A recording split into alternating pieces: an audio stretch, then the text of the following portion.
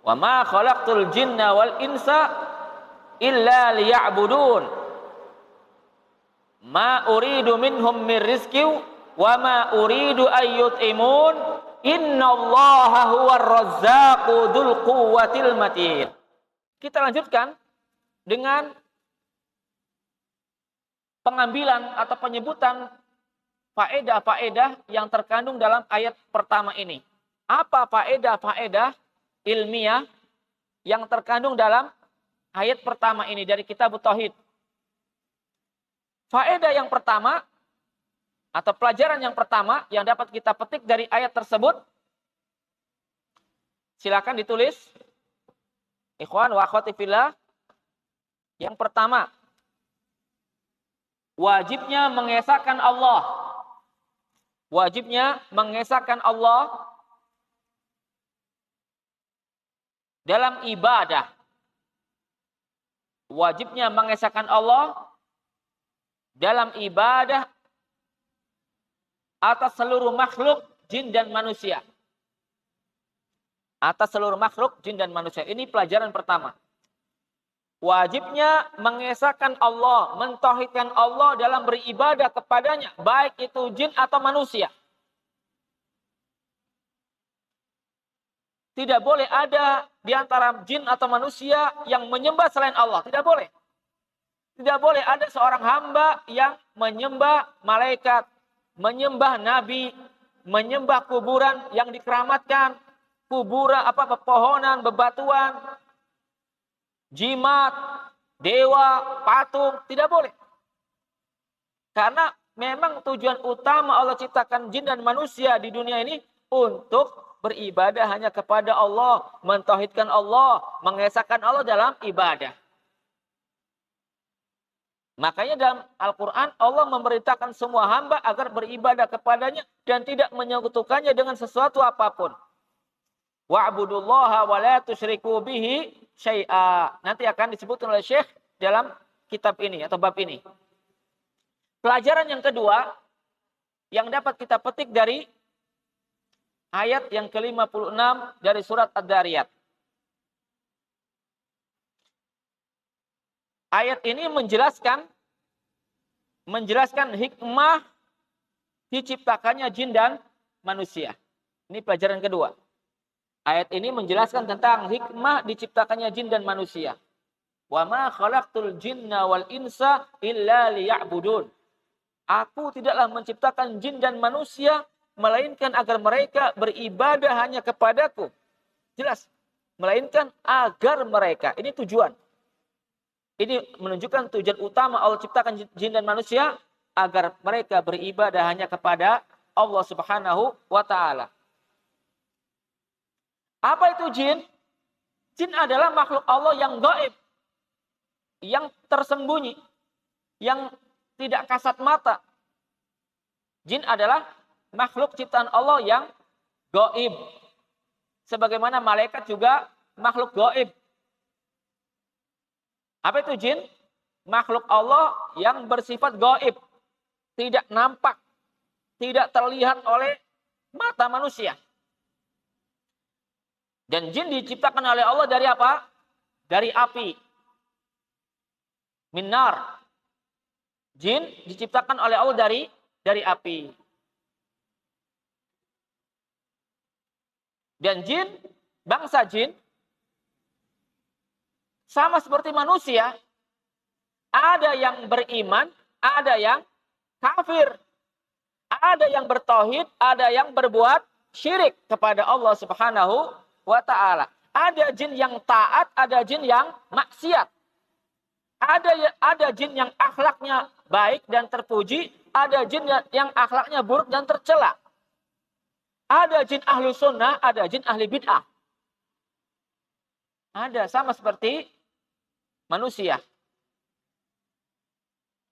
Makanya dalam surat Al-Jin, ya, salah satu surat Al-Quran dinamakan oleh Allah dengan nama surat Al-Jin. Membahas tentang jin.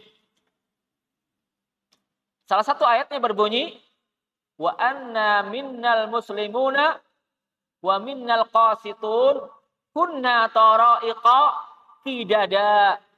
kunna tara'iqa qidada. Yang artinya Allah berfirman, jin berkata, dan di antara kami, di antara bangsa jin, ada yang muslim, yakni beriman pada Allah, taat kepada Allah, wa minnal qasitun, dan di antara kami bangsa jin ada yang qasit, yakni tidak beriman, yang durhaka kepada Allah, yang jahat.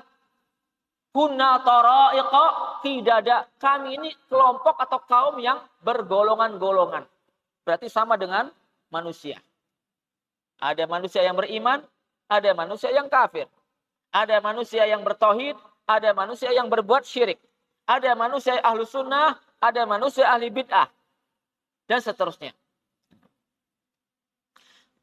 Kemudian pelajaran yang ketiga yang dapat kita ambil dari ayat ke-56 surat Ad-Dariyat, Sang Pencipta adalah satu-satunya zat yang berhak untuk disembah. Sang Pencipta adalah satu-satunya zat yang berhak untuk disembah atau diibadahi. Bukan makhluk lain yang tidak mampu menciptakan. Jadi yang berhak disembah siapa? Yang menciptakan. Yang mampu menciptakan makhluk itu yang berhak disembah. Makanya ketika Allah membantah orang-orang musyrikin di zaman Nabi, Allah berfirman, am khalaqu min ghairi syai'in am humul khaliqun, am khuliqu min ghairi syai'in an humul khaliqun, am khalaqus samawati wal ard bal la yuqinun. Yang artinya, kata Allah, apakah mereka diciptakan tanpa sesuatu apapun? Tiba-tiba muncul, tiba-tiba hidup, tiba-tiba lahir.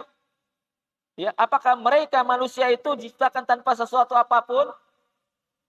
Kan tidak mungkin. Mereka ujug-ujug ada di dunia. Amhumul khaliqun, atau apakah mereka sendiri yang mampu menciptakan diri mereka? Ini juga pertanyaan yang ingkari, untuk mengingkari akidah dan keyakinan mereka. Mengingkari perbuatan mereka yang menyekutukan Allah. Amhumul khaliqun, apakah mereka yang menciptakan diri mereka sendiri? Tidak mungkin juga. Ya. Karena tidak ada yang mampu menciptakan sesuatu apapun kecuali Allah. Malaikat tidak mampu menciptakan dirinya sendiri. Nabi dan Rasul tidak mampu menciptakan dirinya sendiri. Jin tidak mampu menciptakan diri mereka sendiri. Yang mampu menciptakan hanyalah Allah. Makanya yang berhak disembah hanya Allah. Kemudian, pelajaran yang keempat dari ayat tersebut, pelajaran yang keempat menjelaskan bahwa Allah tidak membutuhkan makhluk. Allah tidak butuh kepada makhluk. Dan makhluk sangat bergantung kepada Allah. Ini pelajaran yang keempat. Allah tidak butuh kepada makhluk, tetapi makhluk butuh dan bergantung kepada Allah.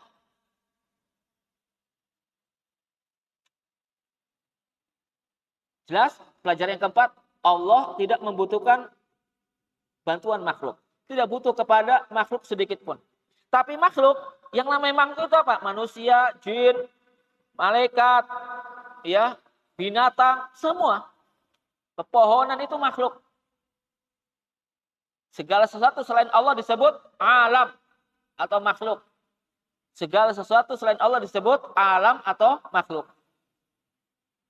Ya. Allah tidak butuh kepada makhluk, tapi makhluk butuh kepada Allah. Kenapa? Allah yang menciptakan, mereka yang diciptakan. Mana ada yang diciptakan, makhluk butuh kepada Al-Khaliq sang pencipta. Tidak mungkin. Kemudian pelajaran yang kelima, yang terkandung dalam surat Ad-Dariyat ayat 56, menetapkan adanya hikmah pada setiap perbuatan yang Allah lakukan. Menetapkan adanya hikmah pada setiap perbuatan yang Allah lakukan. Tidak ada perbuatan Allah dalam bentuk apapun yang sia-sia, yang tidak berguna. Semua yang Allah perbuat, semua yang Allah lakukan, pasti mengandung hikmah yang sangat tinggi. hikmah yang sangat agung. Tidak ada yang sia-sia. Ya, hanya saja akal manusia yang terbatas. Akal kita tidak bisa menjangkau semua hikmah dari perbuatan Allah. Makanya sikap yang benar bagi seorang muslim kepada Allah, kepada hukum Allah, kepada keputusan Allah, kepada takdir Allah adalah amanna bihi kullu min indi rabbina. Kami beriman kepada Allah, semua itu datang dari Allah. Tentu mengandung hikmah dan kebaikan bagi makhluknya.